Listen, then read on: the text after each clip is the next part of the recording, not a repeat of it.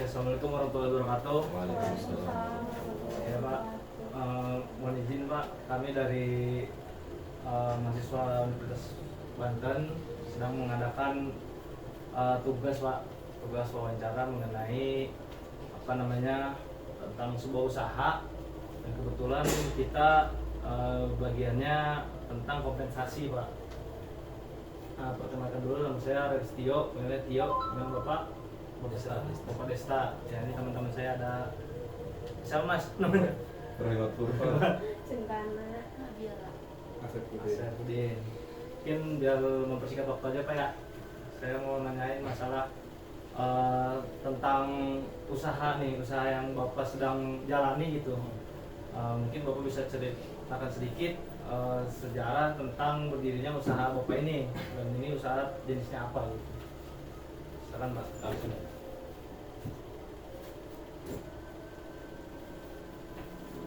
Oke, terima kasih. Assalamualaikum warahmatullahi wabarakatuh.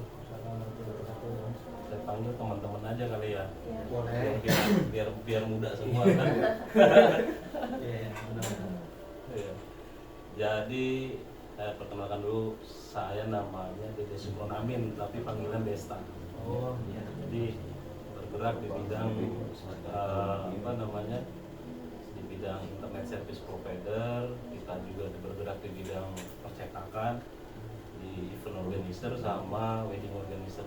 Terakhir kita ada event konser slang kemarin di stadion. Oh iya. Ya, itu tuh kemarin. Nah, terkait dengan usaha, saya mulai usaha dari tahun 2008 di bidang internet ya. Di bidang internet. Internetnya 2008, di bidang event kita mulai di tahun 2010. Wedding sama event itu 2010. Adapun histori perusahaan, namanya proses perusahaan ya, kita berawalnya dari bisnis personal karena hobi jadi kebutuhan jadi penghasilan kan. Sekarang nama perusahaan kita itu PT Banten Teknologi Kreatif. 2008 kita bergerak di bidang pengalaman pribadi sih saya pengalaman di 2008 tuh kuliah di bidang teknologi informasi, cuman pada saat itu belum booming terkait bisnis digital ya, disebutnya e-commerce. E-commerce itu baru sekarang. 2010 saya mendirikan perusahaan di bidang digital, bisnis digital, termasuknya internet, terus server pulsa ya, terus kita juga pengembangan 2015 kita pengembangan di event organizer sama wedding organizer, company profile dan lain-lain lah. Nama perusahaannya dulu sih sebetulnya namanya masih CV ya, perusahaannya Rizky Utama Karya Mandiri, cuman kita upgrade menjadi PT di tahun 2019 kemarin lah. PT Baru jadi PT-nya nih Pak ya. Prosesnya baru jadi PT 2019 jadi PT Banten Teknologi Kreatif. Kenapa diambil Banten Teknologi Kreatif? Karena bidang usaha kita di bidang kreatif.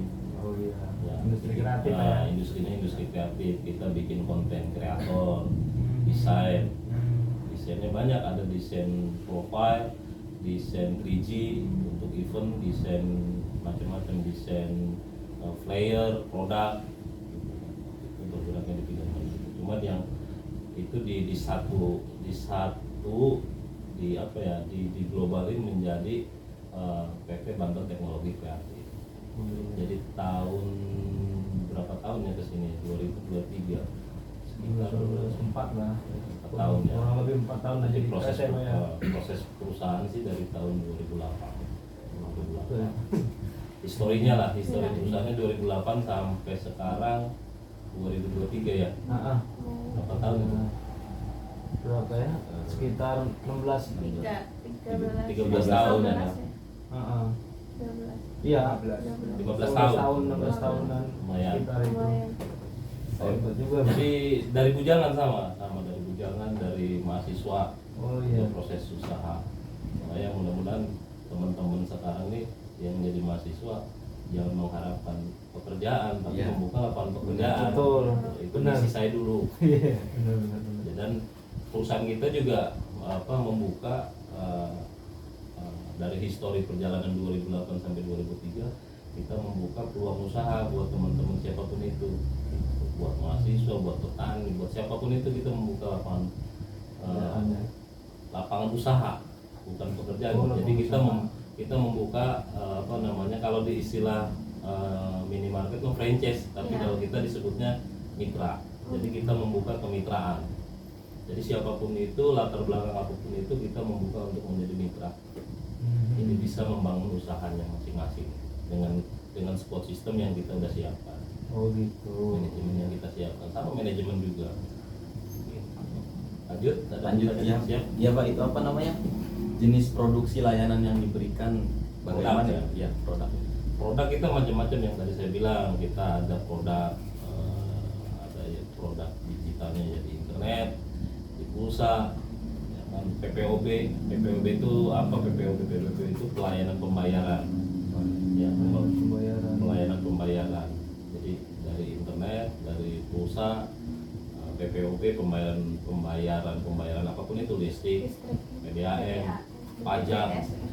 Kita juga Bisa membuat juga itu Pak ya. Ada. Ada juga ya. Itu, banyak Apa juga. kayak ada aplikasinya itu bagaimana? Ada, karena kan yang saya bilang tadi kita Banten Kreatif itu membangun produk-produk yang di bidang kreatif, industrial kreatif. Jadi kita membuat aplikasi untuk pelayanan-pelayanan itu kayak listrik, pembayaran internet dan lain-lain. Terus produk yang utama yang sekarang yang ramai internet. Internet. Internet. Banyak internet. Ya banyak sih kalau produk-produk yang tadi kita mengikuti namanya industrial kreatif, apa yang diminta pasar ya kita sediain. Iya. Gitu, apapun itu, yang penting jadi cuan kan. Oh iya. Kalau nggak ada Pak ya. Apa Jadi membuat cuan gua ada itu, gitu. iya. Kasarnya mau apapun Yang selagi penting itu yang penting jadi cuan Iya kita sih, ada. benar-benar. Iya, benar, Pak. Kalau marketing Usaha. ya kalau kita usaha bisnisnya usaha manajemen ataupun marketing ya Iya. ya apapun itu gitu. Kita kan modalnya modal mau mengolah pasti jadi cuan ya kita Iya. ada produk Benar, apapun benar. itu. Gitu. Nah, selanjutnya kan pasti banyak nih, walaupun di era digital seperti ini pasti ada dong kendala-kendalanya. Kendala-kendala apa sih yang dihadapi Bapak selama usaha ini? Banyak kendala, pertama dari proses pendirian usaha, membangun usaha. Prosesnya itu pertama dari dana, ya, Oh, permodalan, Permodalan itu. permodalan. Proses permodalan itu ya kita minjem kemana-kemana pun belum dipercaya karena usahanya belum jalan. Nah, pada saat itu saya membangun usaha itu dengan modal yakin aja sebetulnya. Nekat lah gitu Ya, ya. modal yakin saya punya kemampuan. Suatu saat saya sampai sekarang ini itu membuat perusahaan sendiri. Karena pada prinsipnya dulu saya sempat kerja, saya pikir kalau saya kerja jabatan saya nggak bisa diwariskan. Tapi Iya. kalau kita membuat perusahaan saya bisa diwariskan Iya. buat anak kita gitu kan. Makanya saya itu membangun usaha sendiri. Kendalanya banyak. Pertama dana tadi, permodalan. Yang keduanya produk bisnis kita itu di masyarakat belum familiar. Pada saat itu kan contoh lah kayak internet dan produk-produk yang lain booming kan baru-baru sekarang. Booming baru-baru sekarang, apalagi digital ya, konten kreator dan segala macam itu kan butuh internet, itu baru-baru sekarang, baru 3 tahun yang inilah semenjak pandemi corona baru booming. Nah, pada saat 2008 sampai 2015 itu susah kita nawarin itu produk, susah. Oh iya. Susah kendalanya. Jadi di masyarakat kan buat apa. Jadi belum kebutuhan. Bahannya belum ada kali Pak ya? Belum ada. Oh, Karena kan belum. kalau sekarang udah jadi kebutuhan. Dulu 9 bahan pokok, sekarang 10 bahan pokok. Satunya ya paket. Iya. Internet. Iya. Sekarang kalau punya handphone nggak punya paket ya percuma. Iya. Ya kan. Akhirnya kita menganalisa kendala-kendala itu produk apa yang memang harus kita jadi brand produk utama ya di bidang internet. Gitu sih sebetulnya. Lanjut. Target pelanggan Bapak itu siapa aja? Nah, demand itu pasar ya. Iya. Target pasar itu kita ada beberapa cara yang untuk melihat target pasar. Pertama kita analisa produk kita nih layak nggak di lokasi tersebut. Cuman target pasar kita yang jelas sih misi kita itu produk kita itu bisa dinikmati masyarakat dengan harga semurah-murahnya, dengan kualitas yang baik, bagus, dengan servis yang bagus. Pasarnya apa? Yaitu masyarakat yang belum terjangkau dengan internet. Target pasar contoh wilayah kita berada di wilayah Kabupaten Serang atau Provinsi Banten kan banyak wilayah-wilayah pelosok yang memang belum menikmati layanan internet. Contohnya kayak paket data kan, paket data belum tentu provider juga masuk ke wilayah itu. Makanya misi kita gimana caranya masyarakat yang di pelosok bisa menikmati layanan internet dengan harga terjangkau. Gitu. Lanjut. Untuk kompensasi pelanggan itu bagaimana? Kompensasi, saya bilang tadi kompensasi itu banyak faktor. Jadi kompensasi itu di mana pelanggan-pelanggan yang memang sebetulnya sih bukan ke pelanggan ya kompensasi itu. Yang tadi saya bilang dari di awal itu kita membuka kemitraan partner. Nah, partner itu kompensasinya apa? Dia pertama membuka lapangan usaha sendiri dengan kita yang support, dengan kompensasi dia memiliki passive income tanpa mengganggu aktivitas sehari-hari dia. Jadi kita cuma punya support system. Ketika dia ingin menjadi partner mitra kita, dia memiliki passive income dengan tadi penghasilan.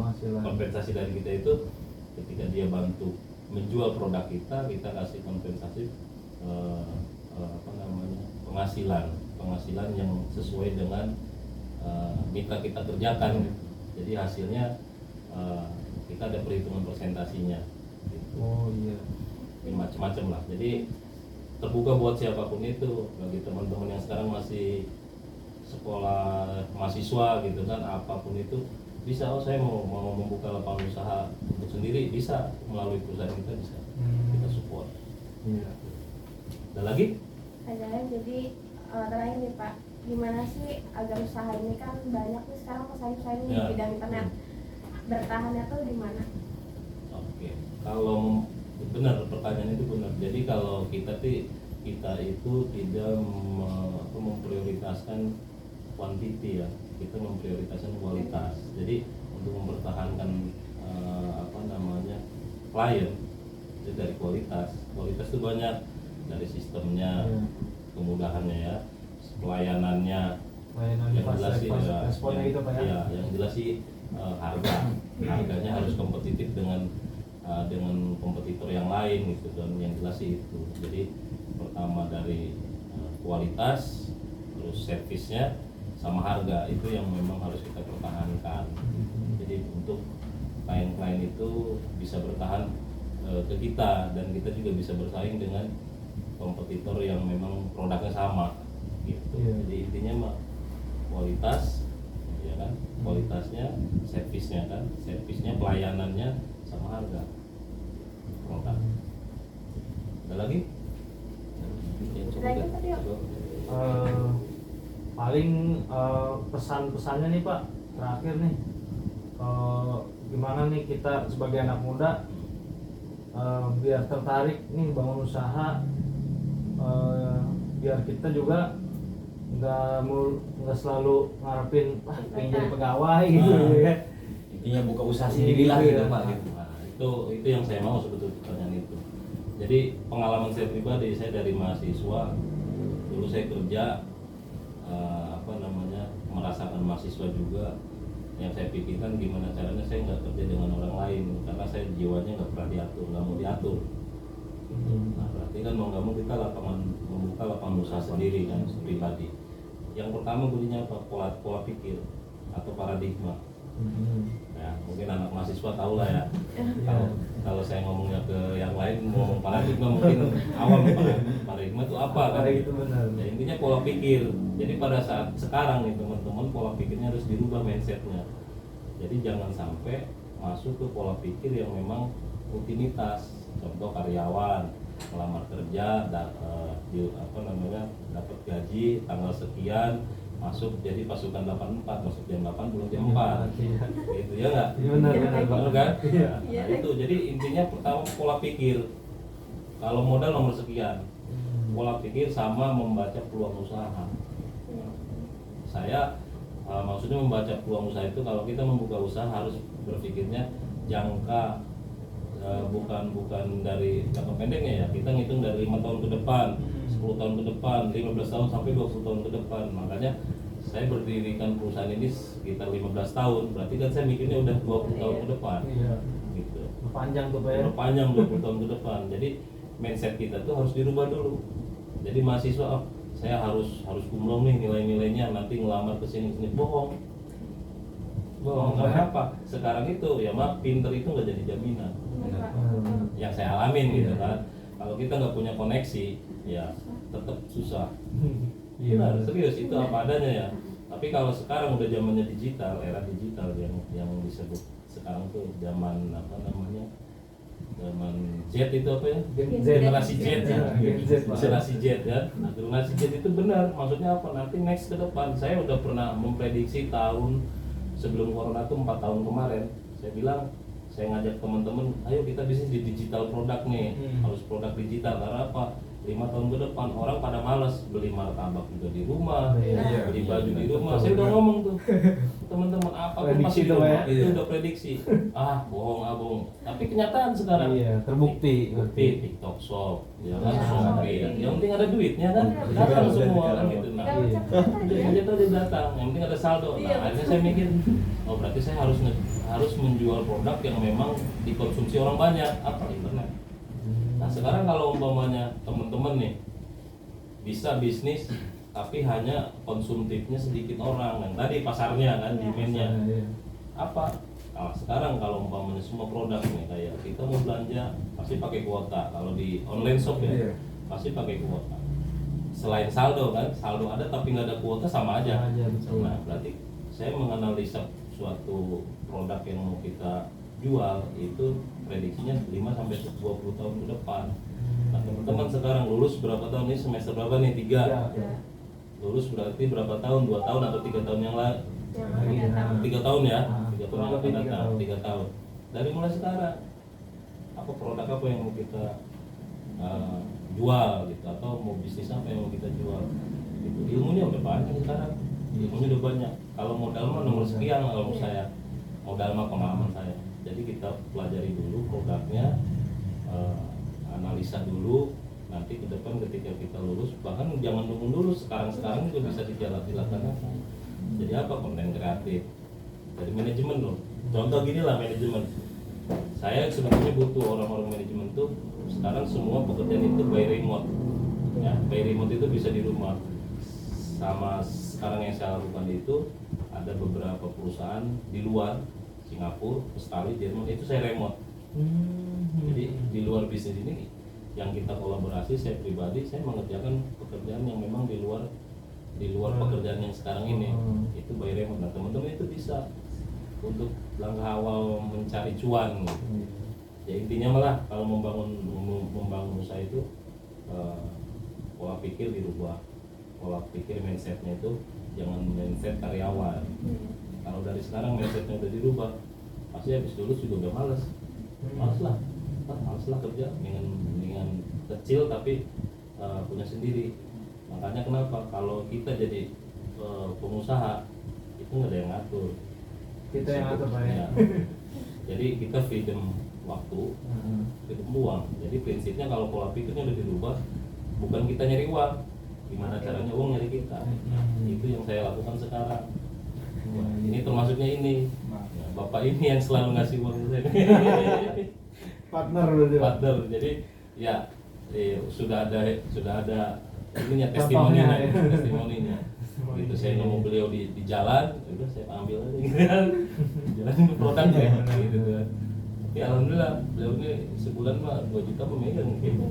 Lancar berarti Pak ya. Lancar. Alhamdulillah. Ini saksi hidupnya. Jadi pola pikirnya, mindsetnya udah saya rubah. Jadi mindsetnya harus dirubah gitu. Mindset dulu, pola pikir dulu. Kalau uang, modal dan lain nomor sekian.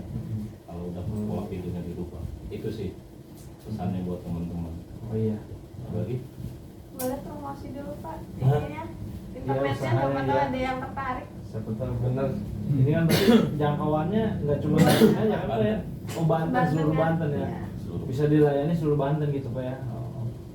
Gimana Kalau Pak? teman-teman kita ada yang tertarik jadi mitra atau Ya. jadi Ya, jadi sebetulnya gini yang tadi saya bilang. Kontak personnya atau gimana kita harus kontakannya gimana nih Pak? Kontakannya langsung ke beliau aja. Oh ke pasien berarti. Karena ini sudah salah satu partner bisnis saya, Oh, iya, saksi iya. hidup gitu. Jadi intinya gini, bagi teman-teman siapapun itu nih ya, kalau bukan promosi sih.